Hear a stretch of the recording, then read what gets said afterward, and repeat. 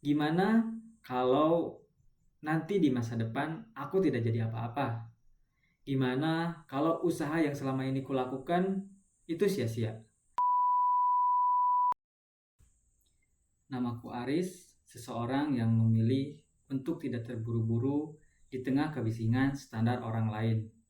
Karena aku percaya setiap proses punya ritmenya sendiri. Selamat datang di perjalananku. Pernahkah kalian merasa bahwa masa depan bukan lagi menjadi sebuah harapan, melainkan masa depan malah menjadi sesuatu yang mengganggu, menuntut jawaban-jawaban atas pertanyaan yang kita sendiri pun tidak tahu apa jawabannya. Akhir-akhir ini, aku sedang berada di posisi itu.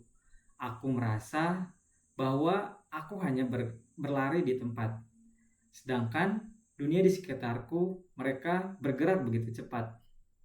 Masalahnya seringkali dimulai dari layar kecil. Di sana, kesuksesan orang terlihat begitu bising. Aku melihat teman-teman sebayaku sudah berada di titik yang menurut standar orang itu adalah keberhasilan atau kesuksesan. Ada yang baru membeli rumah, ada yang baru membeli mobil, ada juga yang sudah naik jabatan, dan ada juga yang tampak begitu tahu tentang segala kehidupan. Disinilah aku menatap layar, lalu aku mulai menghitung jarak antara posisiku dengan posisi mereka. Rasa minder ini datang tanpa permisi. Ia bukan lagi cemburu, melainkan ini lebih kepada perasaan kurang. Kurang pintar, kurang cepat, bahkan kurang beruntung. Aku mulai meragukan langkahku sendiri. Apakah jalurku sudah benar atau aku hanya sedang membuang waktu di jalur yang salah? Kekhawatiran ini punya waktu favorit untuk menyerang, yaitu ketika aku ingin memejamkan mata. Ketika suara di luar sana mulai terasa sunyi, suara di pikiranku malah terasa paling nyaring. Malam yang seharusnya menjadi tempat bagiku untuk beristirahat, kini berubah menjadi ruang sidang yang menghakimi diriku sendiri. Gimana kalau nanti di masa depan aku tidak jadi apa-apa? Gimana kalau usaha yang selama ini kulakukan itu sia-sia? Pertanyaan-pertanyaan itu terus berputar di kepalaku, mengganggu jam tidurku, bahkan mengikis mentalku.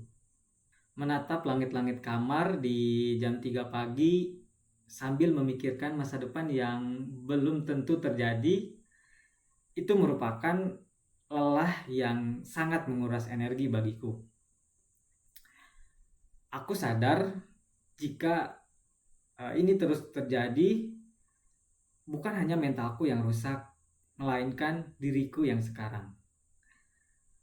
Lalu, bagaimana aku menghadapi ini semua?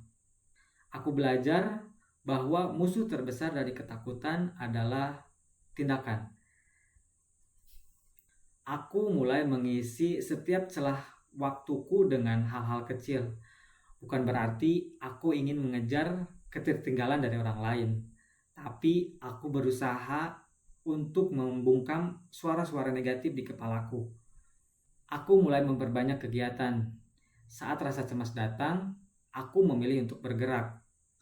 Entah itu merapikan kamar, belajar hal baru yang selama ini kutunda, atau hanya jalan kaki di pagi hari. Aku belajar satu hal. Jika tubuhku bergerak, pikiranku tidak punya waktu untuk melamunkan hal-hal yang menakutkan. Kesibukan ini menjadi caraku agar aku tetap berpijak di masa kini. Aku tidak lagi peduli apakah langkahku ini besar atau kecil. Yang terpenting, aku tidak diam dan tidak membiarkan ketakutan ini menelanku.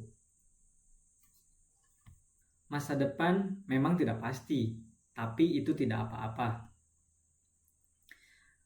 Terkadang kita terlalu fokus memikirkan garis finishnya saja, sampai kita lupa bahwa kita pun sekarang sedang berada di sebuah perjalanan. Aku belajar untuk berdamai dengan kenyataan bahwa langkahku mungkin lambat, lebih sunyi, dan mungkin tidak sebising orang lain. Minder itu manusiawi, tapi menyerah pada rasa minder adalah sebuah kerugian. Sekarang, setiap kali aku melihat kesuksesan dari orang lain, aku mencoba untuk tersenyum sambil berkata pada diri sendiri, waktunya akan tiba dengan caraku sendiri.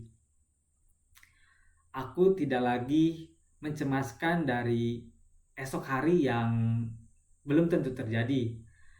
Fokusku sekarang hanya satu, yaitu aku ingin menjadi lebih baik dari diriku yang kemarin. Jika kamu merasa masa depanmu sedang mengganggumu malam ini, cobalah untuk tidak terlalu keras pada dirimu. Tidurlah dengan tenang, karena esok adalah kesempatan bagi kita untuk bisa mencoba lagi. Terima kasih sudah mendengarkan ceritaku. Aku Aris, dan aku akan tetap dengan ritmeku sendiri. Sampai jumpa di video berikutnya.